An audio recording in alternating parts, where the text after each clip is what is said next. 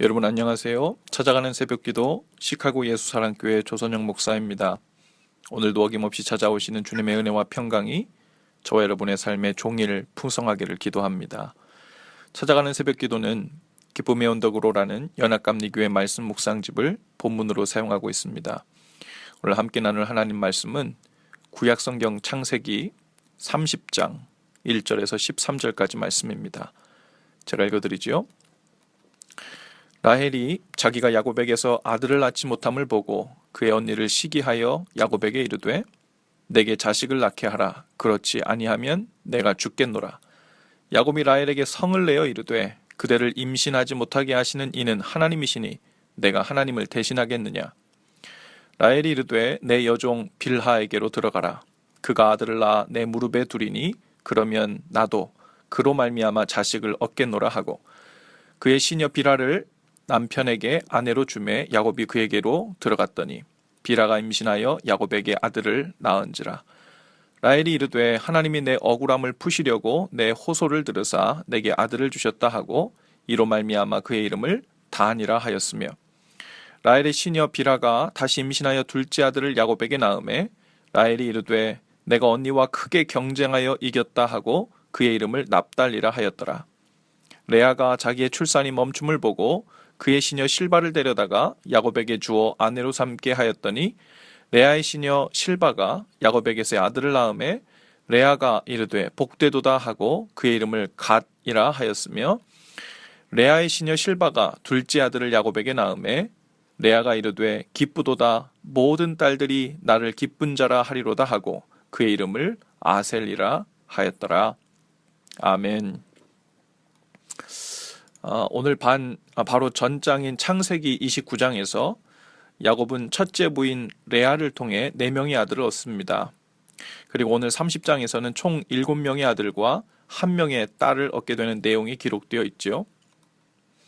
고대 사회에서 자식을 출산한다는 것, 그것도 아들을 출산하는 일은 한 가문의 계승과 번성을 넘어서 한 부족이나 한 나라의 흥망성쇠를 결정하는 아주 중요한 일이었습니다. 그래서 만일 한 여인이 결혼을 하고도 자식을 낳지 못하게 되면 그것을 매우 수치스럽게 여겼을 뿐 아니라 하나님의 저주이자 징계로 여기기도 했습니다. 바로 라헬의 경우가 그랬죠. 라헬은 야곱에게 지극한 사랑을 받았지만 자식을 출산하지 못했으므로 상당히 자존심이 상했고 결국 언니 레아를 시기하게 되었죠. 그 시기가 점점 강해져서 남편 야곱을 향해 나로 자식을 낳게 하라. 그렇지 않으면 내가 죽겠노라 라는 말까지 내뱉는 위험 수위에 도달했습니다. 언니 레아를 향한 라헬의 시기는 조금 속상한 정도가 아니라 아주 노골적이었음을 우리는 본문에서 느낄 수 있죠. 라헬은 결국 야곱에게 자신의 여종 빌하와 동침할 것을 요구했습니다. 고대 근동 사회에서는 여주인이 임신하지 못할 경우 그를 모시고 있던 시녀가 대신 남자 주인과 동침하여 자녀를 낳아 여주인에게 돌리는 관습이 있었습니다. 그러나 이러한 세속적 관습이 이 믿음의 집안에서 행해지는 것은 분명히 잘못된 일이었죠. 하나님께서 기뻐하시는 방법도 아니었습니다. 바로 하나님에 대한 불신앙에서 나온 행위였죠.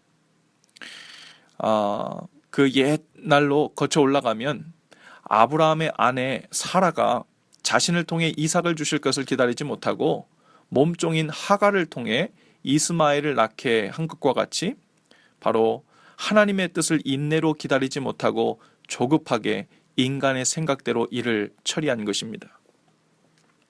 그런가 하면 언니 레아 또한 이미 하나님의 은혜로 4명이나 출산을 한 상태였지만 라헬이 등남을 하는 수단에 자극을 받습니다. 그래서 레아도 자신의 시녀 실바를 야곱에게 첩으로 주어 결국 2명의 자녀를 출산하게 됩니다. 지금 남편의 사랑을 독차지하기 위하여 언니와 동생이 경쟁적으로 자녀를 출산하고 있어요. 중혼과 그리고 축첩이라는 비정상적인 방법으로 얼룩진 이 야곱 가정의 갈등과 불화 그리고 경쟁과 질투의 모습을 우리가 보게 됩니다. 이러한 갈등의 구조 속에서 자란 야곱의 아들들이 나중에는 동생 요셉을 애굽의 종으로 팔기도 하는 이런 비극을 초래하기도 한 것이죠. 도저히 돌이킬 수 없을 것 같은 갈등의 구조가 이 야곱의 집안 깊숙이 자리 잡게 된 것입니다. 하나님의 방법과 하나님의 뜻이 아름답게 흘러가고 있다는 느낌을 전혀 받을 수가 없지요. 오늘 우리의 모습이 어떻습니까? 그리고 우리의 가정의 모습은 어떻습니까? 하나님의 약속의 말씀을 믿음으로 인내하는 인생, 그리고 인내하고 있는 가정입니까? 아니면 레아와 라헬처럼 오직 사람의 눈에 성공적으로 보이기 위해 하나님의 뜻과 방법을 따르기보다는 온갖 사람의 방법을 동원하며 살고 있지는 않습니까? 주님의 뜻이 아니더라도 우선 내 자존심을 세우며 살 수 있는 길을 혹 택하고 있지 않습니까? 주님의 뜻이 아니라 할지라도 내 안에 있는 시기와 분노를 해결하기 위해서 주님께서 기뻐하시지 않는 길이라 할지라도 서슴없이 택하며 살고 있지는 않습니까? 그러나 그 결과는 정해져 있습니다. 갈등과 고통, 더 많은 시기와 분노를 낳을 뿐입니다. 그 모든 열매가 얼마 지나지 않아 고스란히 우리의 인생에 되돌아오는 것을 보게 됩니다. 하나님의 약속과 뜻을 외면하고 우리 안에 있는 시기와 분노를 따라 사람의 방법으로 사는 길의 마지막 그 결국이 바로 그렇지요. 어쩌면 우리들 중에는 이미 우리의 삶과 가정 가운데 이미 그 불화와 시기 그리고 갈등과 분노의 열매가 맺어지고 있는 것처럼 느끼는 분들이 있을 것입니다. 그래서 두려워하고 고통 가운데 있는 분들도 있을 수 있습니다. 마치 야곱의 아들들이 서로 시기하고 미워하고 서로를 고통 가운데로 몰아넣는 모습과 비슷해 보일 수 있습니다. 그러나 이렇게 완전히 시작부터 틀어져 버린 갈등과 미움의 구조 속에서도 하나님의 은혜는 흘러갈 수 있고 야곱에게 하셨던 약속의 말씀은 성취될 수 있다는 것을 성경은 우리에게 말씀해 주고 있어요. 바로 이렇게 뒤죽박죽이 되어버린 야곱의 가문, 그 12 아들을 통하여 이스라엘의 12지파를 세우시는 하나님의 섭리와 은혜를 보게 됩니다. 어떻게 이런 일이 가능할까요? 형들이 요셉을 종으로 팔았으나 나중에는 요셉이 그 형들을 진정으로 용서함으로 인해 참된 형제의 사랑이 회복되는 날이 오고요. 또 그 가정이 온전케 되는 은혜도 허락해 주십니다. 여러분, 하나님은 전능하십니다. 여러분은 하나님께서 전능하시다는 말을 어떻게 이해하고 있습니까? 전능하시다는 말은 어떤 상황과 여건 속에서도 무엇이든 하실 수 있는 분이란 말입니다. 불신앙과 불순종으로 얼룩진 가문을 통해서도 하나님의 약속의 자손을 빚어내시는 바로 그분이 하나님이십니다. 전능하신 하나님이시죠.